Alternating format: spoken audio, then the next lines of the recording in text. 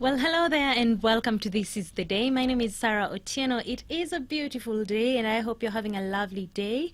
We are live on Family TV and also live on Family Radio where the music does the talking. Remember, you can contact us on 0786 316 316. That is the WhatsApp number. SMS line is 20316. Just yesterday, the results for the Kcse examination were out and someone was telling me, hey, imekuja mapema. At least now we will get to plan ourselves even before we spend a lot of money during Christmas. Well, that's a plus.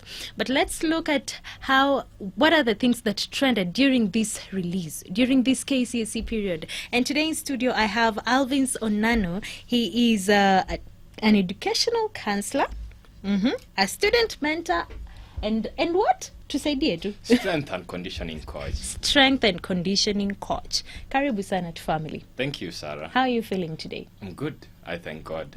Yes. What do you feel about the Kcse results that was released yesterday? First of all, allow me to say congratulations to all the 2019 candidates. I know it was a long journey for them, but finally they made it. For those who got their results and those who clearly did not get their results. Those who passed and those who actually did not pass. Yeah. Yes. Well, I must say it came as a surprise. Almost 50% improvement. For me, it wasn't a surprise as much because it was relatively expected that some of these students were actually going to do much better in these particular exams than last year or what we had in 2018. Yes. All right. So let's just go to statistics kidogo. And before we came on air, we were talking about 48% increment in the number of A's. True. Wait, let me ask you. Is it that Mr. Matiang'i was so strict? Our children have just improved. What's the reason for this improvement? First of all, allow us to admit that this is like the third year since we had educational assessment reforms that were made by Mr. Matiang'i, as you've clearly mentioned. And this has actually gone a long way in improving the quality of the results that we actually got. Straight from when Mr. Matiang'i stepped in, I think we had 141 A's, and that made really good memes for us during that particular period of time. But over time, we find that students have now adjusted to learning or trying to perfect the art of learning for themselves, because they know at the end of the day what we are going to be tested on is what we have actually learned in class, and not per se what used to be there, as many people would call it Mwakenya. And they don't apply these days. The frisking is so thorough. It really is thorough, and we must give credit where it's due. And Mr. Magoa has actually come in so strongly to implement further those educational reforms, and this has made us come to where we are today. Thank you. So am I right to say that the reforms that were made, especially in the education sector, are the ones that have led to this improvement of students since back then up to date? I may agree with you or may not agree with you entirely, but I think partly the reforms that were actually made have transformed the education system, and students now have largely realized that they really need to work hard in class so that they perform better in their Kcse exams. Well, the discussion is on, so continue sending in your comments and any questions that you have. And if you have anyone who passed their Kcse examination, remember to text in the name, the marks they got, or the grade they got. We'll be giving them a shout out, 0786 316 316. That is the WhatsApp number, and the SMS line is 20316. We already have Martin Dungu texting in. Thank you so much, Martin. Well, there are those students that passed vizuri, but there are others that didn't really get what they expected. So what next? You know, someone would say that nimepata A, and then after that they go boom down. They don't have school fees. So what next for students? First of all, for those who scored A's or what we'll call quality grades, there is an upsurge. Relatively up to 50%, straight from 90,000 last year to this year, around 135,000 there. we say congratulations to them. Yeah. For those who did not pass, we don't say they failed. You know, as a mentor, you don't call a student or a learner a failure. It clearly demoralizes them. We call them those who underperformed. Those who underperformed, we also say congratulations, because give Caesar what clearly belongs to Caesar. And Professor Magoa has a very rude way of distributing all those particular grades. But coming back to whatever you asked as to what next, first things first, those who pass, clearly they're going to have placement in the universities and probably do courses of their choices. But for those who failed, today is dynamic. It doesn't matter whether you pass or you fail. And I thank Mr. Magoa because he made that very clear that it doesn't matter the grade that a kid has actually gotten. What matters is what this kid has to do with their own life. But clearly in Kenya, if you do not pass, it is a demoralizing effect, and it makes you feel like you didn't do anything. But for those who did not pass, before I go to those who passed, because theirs is a little bit short, those who did not pass, we have those technical training institutes for them to go through. We have also certificate courses they can start through. We have bridging courses they can do before they get into whatever they really wanted to do for themselves. So clearly, everybody is placed today. I'm not saying those who did not pass or those who failed clearly do not have a place today. Everybody has somewhere they have to go into. You can also be an entrepreneur per se. And talent actually pays a lot. Exactly. So, because some of these kids, we say they underperform, they are really good, or they have really good talents that probably can sustain them in their lives. But for those who passed, we still wish them the best, but hopefully they go to the university and do something substantial with their lives, because more often than not, we also see students who go to the university with high grades come out, and you wonder really what took you there. Where is the A that we saw at Kcse? What have you been doing with your life other than drugs and other misdemeanors? Yes. College placement, and we'll be coming back to that in a few minutes. But for now, there's this case of one Samson. There's a candidate by the name Samson who got 270 marks in KCPE, and here he was with 400 and something marks. What really causes a student who underperformed, I almost said failed, who underperformed to actually grow and be a good performer when it comes to the next national examination? For me, I'd say development. Clearly, I'll say development because some of these students who actually perform poorly, underperform in KCPE, they tend to come out strongly when it comes to Kcse. Just like we saw in the just released Kcse results yesterday, some of the students even had 179. I was like, hey, where did you get those marks from? 179, and they have A minus, they have B pluses, and that's really good, and we encourage that. So what I meant by development, some of these kids, they know why they got those particular marks, and they focus on their marks now at Kcse level, other than those who actually got 350s and are still with C plus or even below. So there's already someone who's asking, what is the entry point to the university? Is there any specific one? No, there is none. The cutoff is C plus. The cutoff is C plus. So you have C plus, you have placement at the university. And remember, there's still the technical colleges. True. There's still those who take probably from C plus to below. And everybody, like I said before, Sarah, everybody has a place to have those particular trainings or education to better their lives, not just at Kcse level.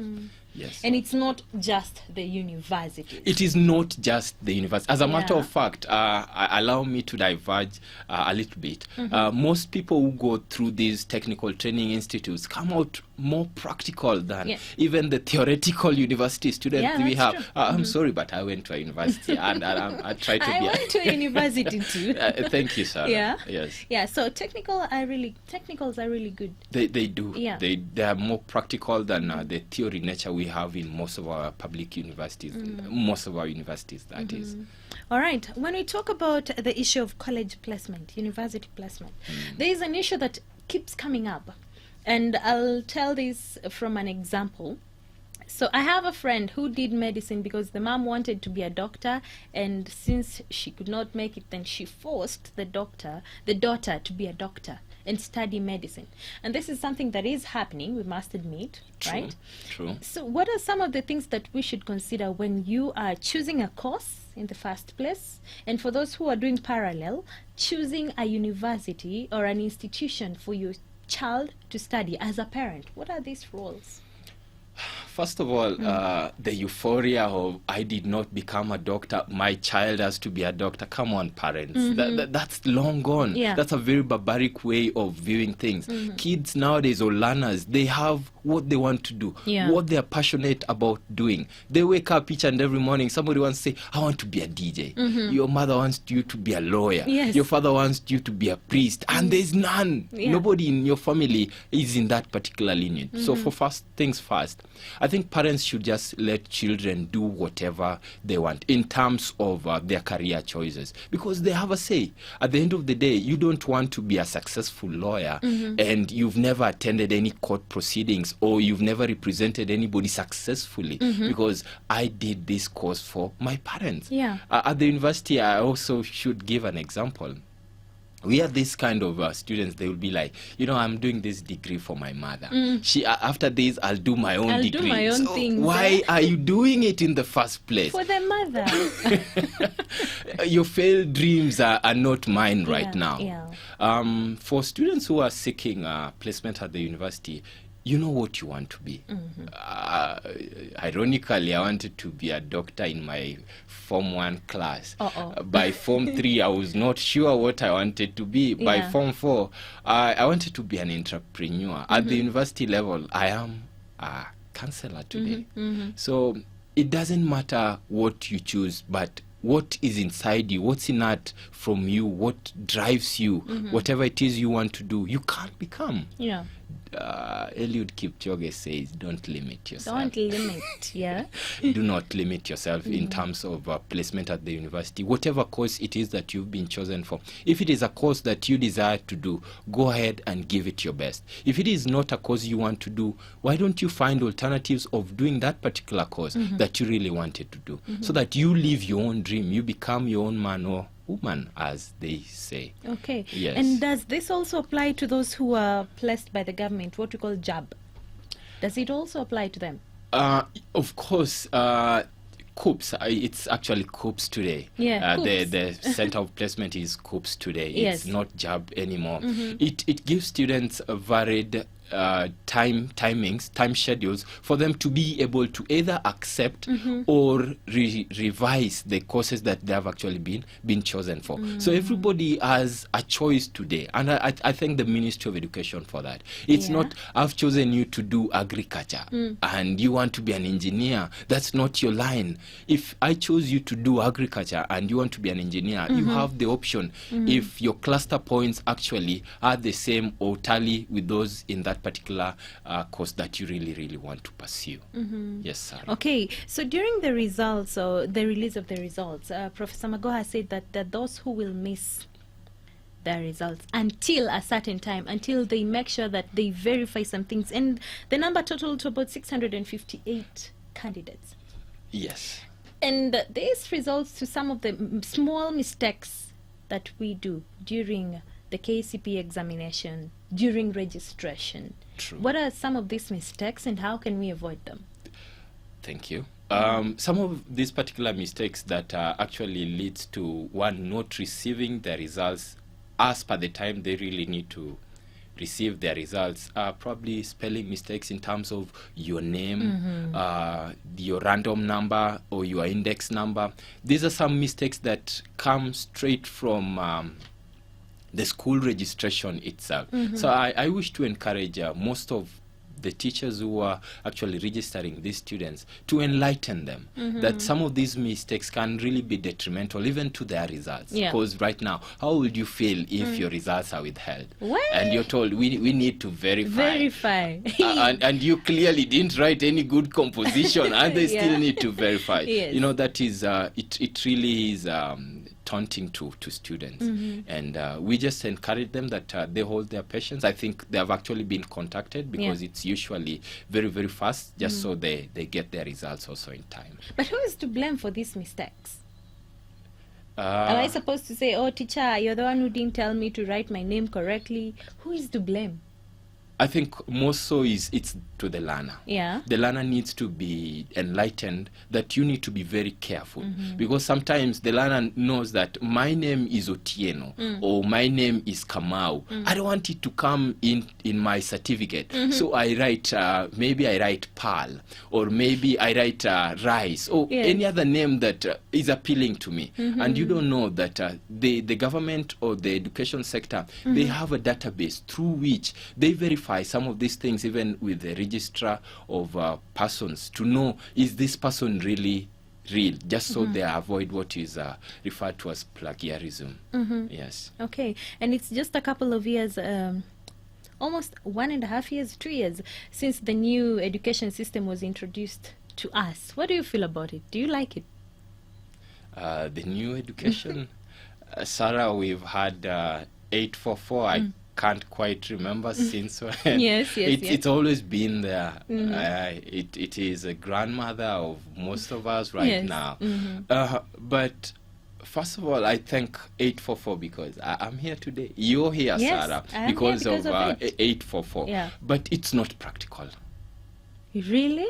It's not practical. Okay. Why do you say I would that? say so because I will teach. If I am a teacher, I will teach students the same content matter with a group of people at a certain speed. Have finished the syllabus. Oh, guys, I'm giving you an exam today. But there is a student in that cohort who's probably, I just want to sing. These things you're teaching me in physics, I don't need them. Sometimes you have also asked yourself a question, Sarah. I did chemistry, but I'm not applying it in my life. Oh, let me remind you the funniest. You know the parts of an insect, head, thorax, and you even had songs, you know, head, the thorax, and the abdomen. And I sit and wonder to myself, why was I even singing them? When right now you're just struggling to kill a mosquito. I don't need you. Oh, yes. Yes, Sarah. So you think it's not practical? For me, it's not practical. Look at the graduates that we disseminate into the working environment, and they don't have the skills. They don't have the skills. You take somebody who comes from a technical institution and they are more skilled and more practical in the job market than somebody who's been reading theory all through their 4-year course. So I think there is need for us to have a different conversation concerning our education curriculum. But needless to say, Sarah, we are having CBC being implemented start of next year, which I think is also a conversation that will enlighten most of us concerning our educational reforms further. And I must admit, when you talk about CBC, I like it when I see the young girls, the toddlers and young boys wearing socks and they're cleaning the streets. It's really impressive to me, it was really trending, but was that really part of the curriculum? You should ask yourself. I think it was. Anyway, that aside, thank you. We really hope that it's going to be a better system for our children. And then let's talk a little bit about the poor performance. Poor performance. Okay. Underperformance. Sarah. Underperformance. The underachievers. We call them in counseling as underachievers. Hey, today I'm learning. Don't call them poor performance. Okay? They are not poor performers. Because every kid has that innate ability that is unique just to themselves. They just need somebody to trick in that potential within them, and they'll do things so amazing they'll even surprise themselves. Like Tony, the young man who is number one, was like, I expected this, but this blew out of proportion for me. Like the results he got were like, thank you. Thank you. I didn't expect this. Thank you. And I feel like calling them what I just said, and you corrected me, is one of the reasons why we have so many pupils feeling like they belong down there, and that is a demotivation for them to work hard. Totally true. Yeah. Totally true. Because if you walk into a class setup and you are the corner, you got a 2 in my mathematics, how will that student feel? Very clearly bad, yeah. The student will be demoralized. You'll be like, let me leave this mathematics for the top achievers. And there's nothing as tough in a student as it's called the change of attitude. Once a student changes their attitude positively or negatively towards a subject, it has either of those side effects. Yeah. So we need to always maintain the positive attitude of the learner, because at the end of the day, this is not to benefit you. This is solely to benefit and develop the learner in terms of their intellectual capabilities. Yes, Sarah. All right. And talking of that, what are some of the mistakes or the things that we do in schools that actually contribute to people and students and pupils not performing very well as expected? I may not speak for all schools, yes, because all schools have their different ways or doctrines through which they actually perform their academic responsibilities. But generally, from what we gather from students, we meet so many students and we talk to them. What they clearly tell us is some of the teaching methods that most of their teachers use, they are of adage. Like a teacher used the same teaching methods that he or she taught a student in 1990, yes, applying it to a 2019 learner. It may not work. Of course, we appreciate their experience, but at least move with time. Also, most of the students earlier, they knew that let me just work, but I know at the end of the year I'm going to get the exams before it is actually done, the exam leakage. Yes. Until Mr. Matiangi showed them the iron rod and, yes, and things started changing.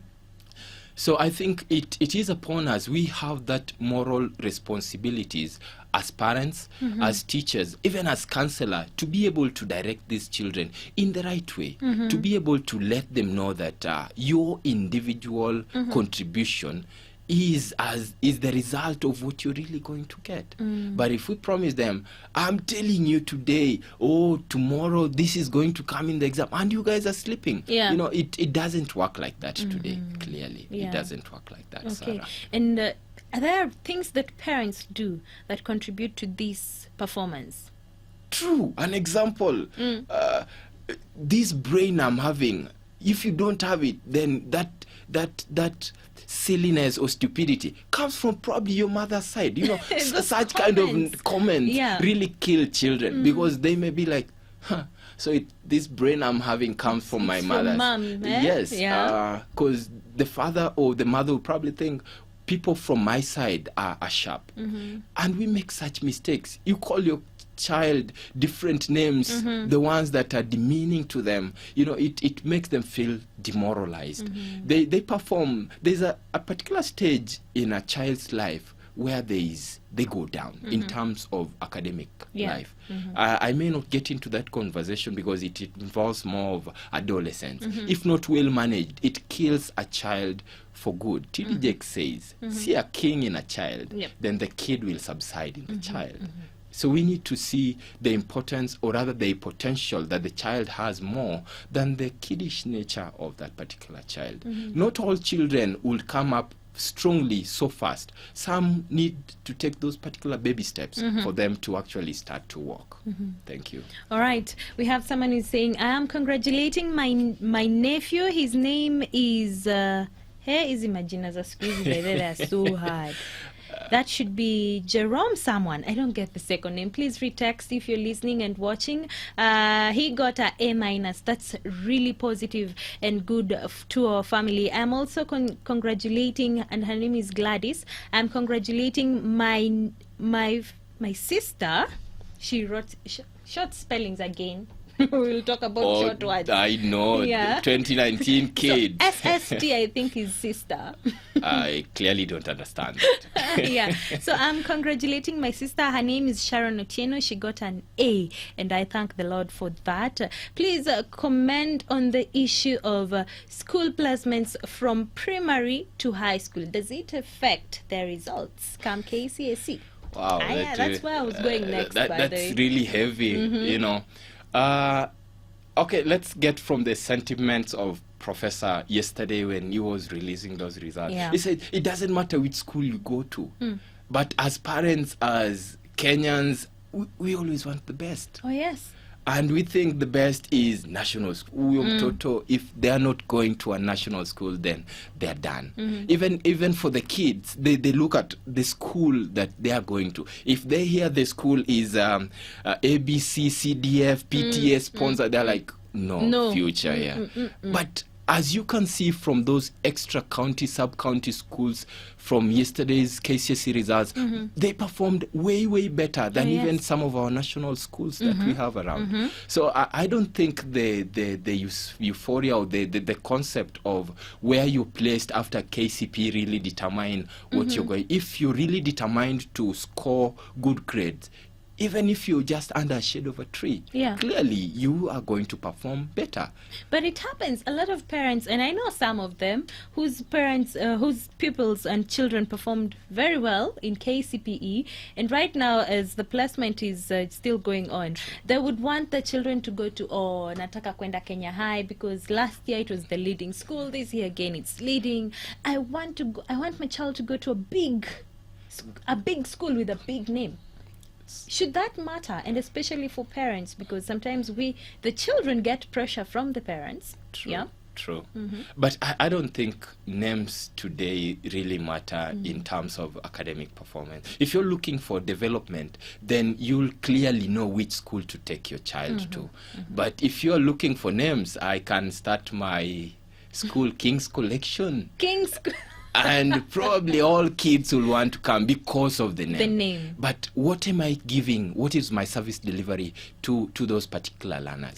I don't think names really matter today, because even a small school, Prof couldn't even mention, he even said, I don't even know where that is. And it performed way, way better than even some of the national schools that we have. So allow me to break it to everybody who is listening and watching, that don't choose names. Choose development of the kid, because at the end of the day, it is the future of the kid. I know parents will say, but we want the best for our children. Even in those sub-county schools, even in those county schools, even in those extra county schools, we still have the best.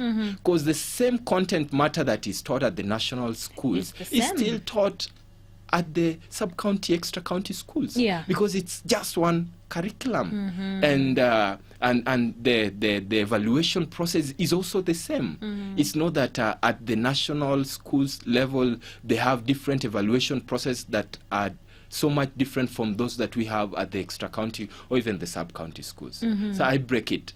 Don't choose names. Choose development for the kid particularly. Okay, and there is a story I carried during the earlier hours of the radio show, and it was about Tana River County, and how for the last 20 years they have never completely gotten an A.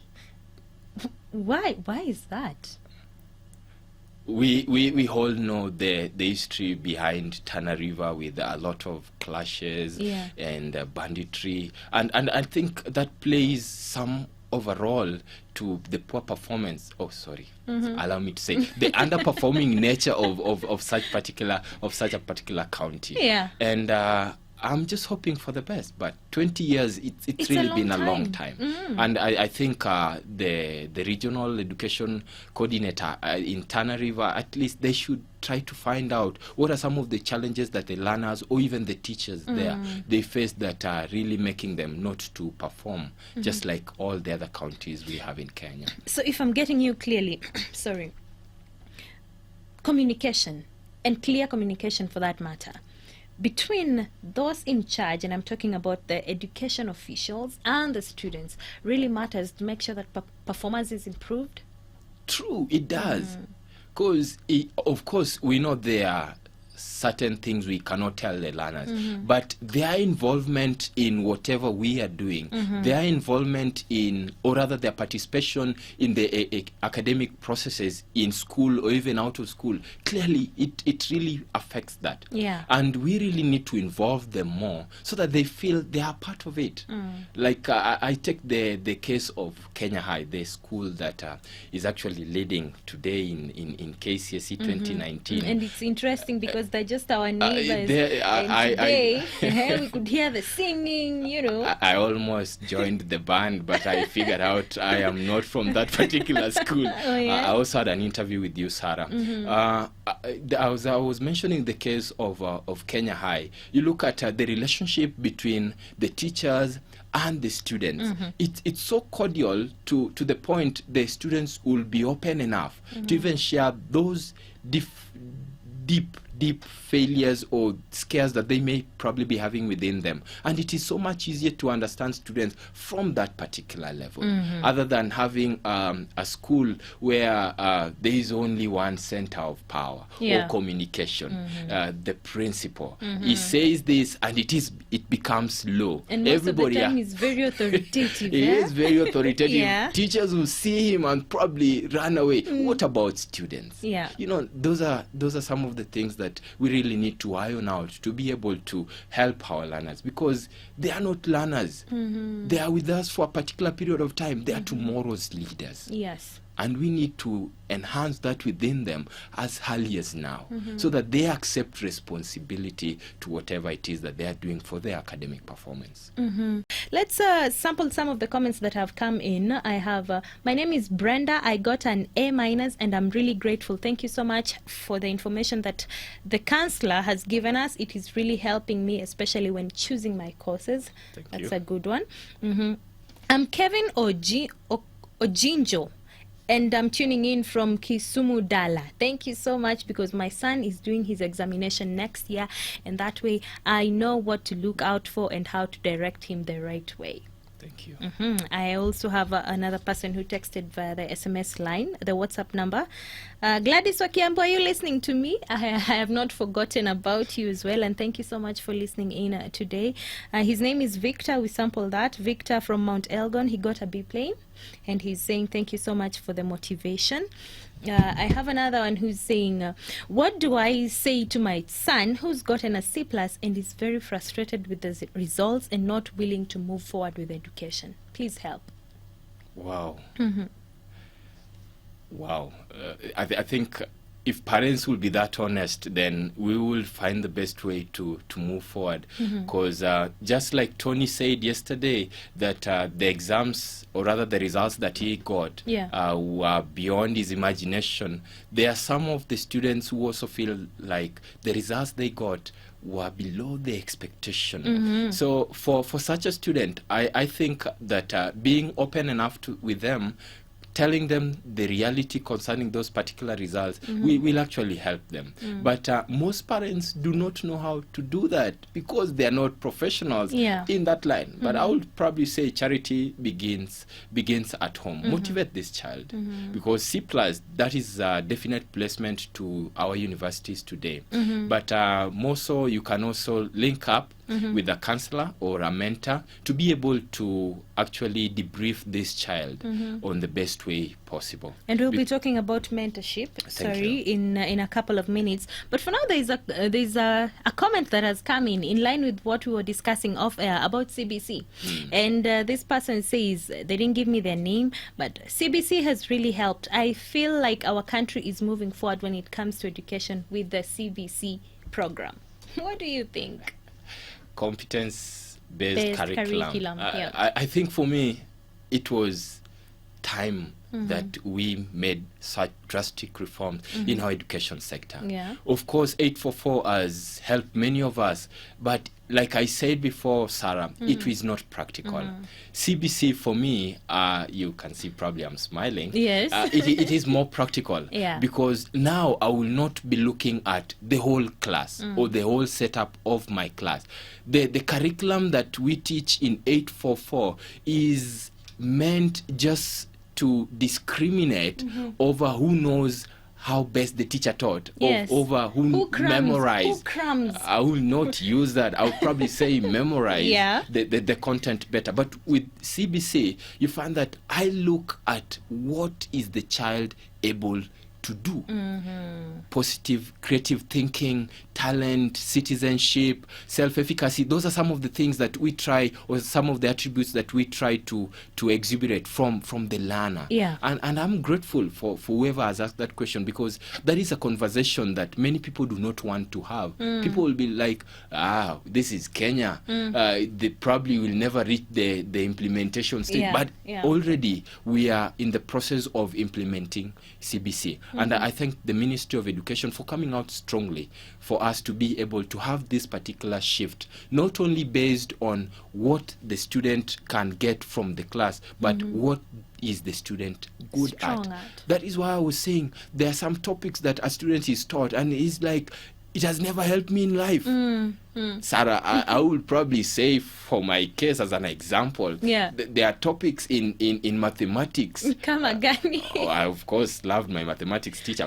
But there are topics I'm not relating with today because I'm not in that mathematics world. I'm not a scientist. I'm an artist. And those are some of the things that CBC tends to tackle. If a student is good in singing, why don't we make the students sing? And probably identify the best ways to be able to nurture the song nature in that particular child, so that they can sustain themselves eventually. And also the another good thing with CBC, there is no Kcse in CBC. There is no Kcse. You are not going to get prof says, according to CBC, this is what we not really. The first student is not really. We are going to have those particular evaluations done at school levels. The teacher who is with the student, who perceives what the student knows. And when I say that, the learning is not going to be classroom oriented, but it is going to be student centered. So that is the best paradigm to ever teach with anyway. So I think for me, CBC is a very good conversation, and it's going to make us probably even achieve our vision 2030.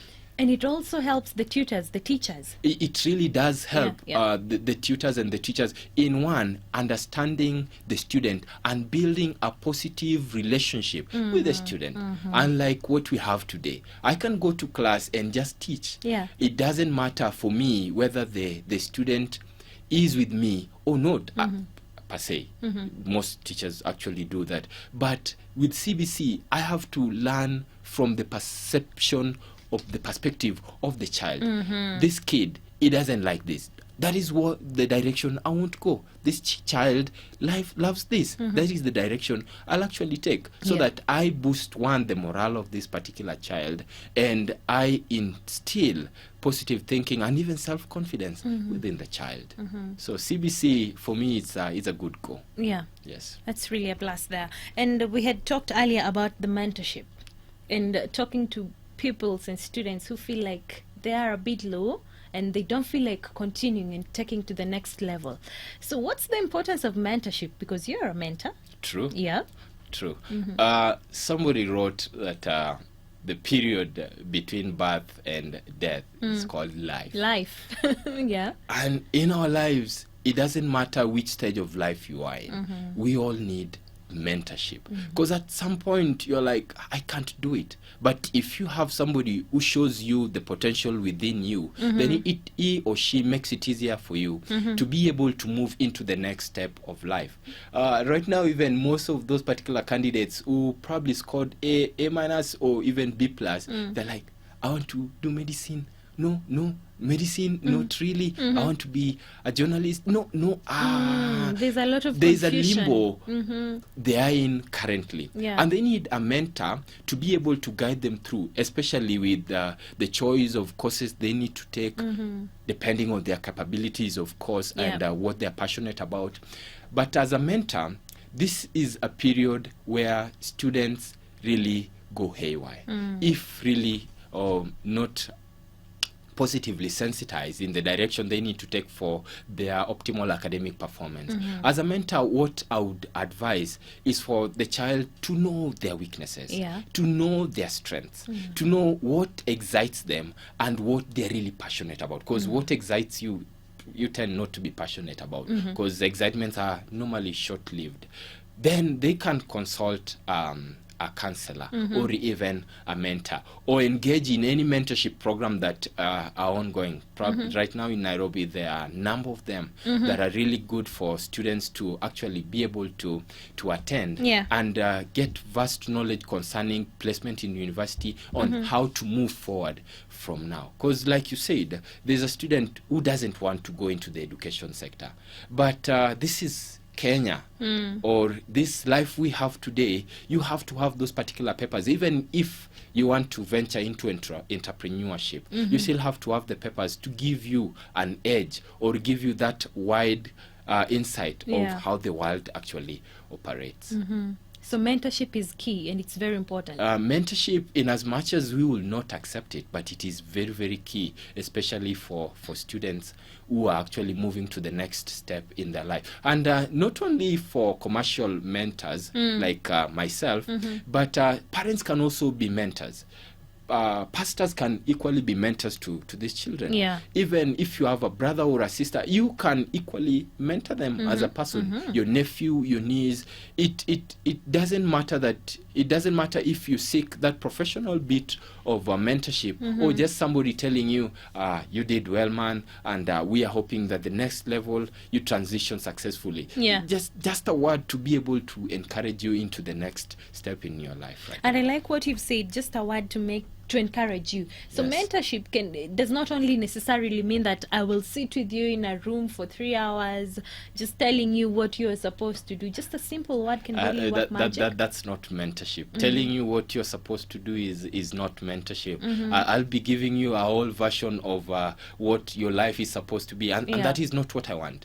I want to see what is the potential that you have within yourself. What are the demeaning challenges that you have that are probably impeding you from getting to where you are? Then if you find out, then you'll be free. Okay. Yes. All right. And does mentorship also apply to the young kids? I'm talking about those who are transitioning from maybe ECD to class 1. Does it also apply to them?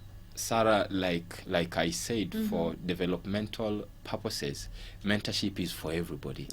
Even a kid that is born today looks into the mother's eyes as he or she wants to sleep. They find a perception of life. I'm meeting new people. This is life now. This is somebody who is like me, and the care and the tender is part of the developmental process, and it is also mentorship. Yes, so everybody needs mentorship. Steve Wambo is saying, hello, I'm tuned in and the discussion is very healthy. Thank you for that, Steve.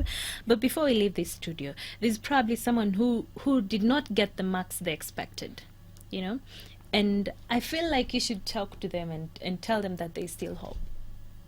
There is hope. There is always hope. There is always hope. I'm not talking of light at the end of the tunnel, Sarah, because it could be the lights of an oncoming vehicle. But for those students out there who did not get the marks that they expected, one, don't go back and say you want to repeat. You'll be wasting your own time and life. Move forward. If you got a mark that can sustain you into the next level of education, go into the next level of education. It doesn't matter where you start from, Sarah. You can start from certificate. You go to diploma, then you go to degree. You do your master's, you have your PhD. You're still at the same level. It doesn't matter the mark that you got. If you're out there and you're feeling like, I've lost all of it, stand up, shake yourself up, and say you did it. Because many people, first of all, Sarah, would have wished to get to this particular level that this student is in today, but they are not able to be there for varied reasons. So if you got a mark that, for me, is able to sustain you, and any mark today is able to sustain you in the next level of education, it doesn't matter which mark. All that matters is what do you perceive for your future. That should be the driving point for this student. Wow. Thank you. Well, thank you so much for coming today. We have learned a lot of encouragement. Na ubarikiwe. Thank you, Sarah. Thank you. All right, and thank you so much for tuning in today. Congratulations to all the candidates who passed. And if you feel like you did not make it vizuri how you wanted, remember they have said that there is hope. yeah, you can move to the next level and move to the next level with confidence. Thank you so much for tuning in to This Is The Day. My name is Sarah Otieno, and I will see you tomorrow. Have yourself a lovely evening.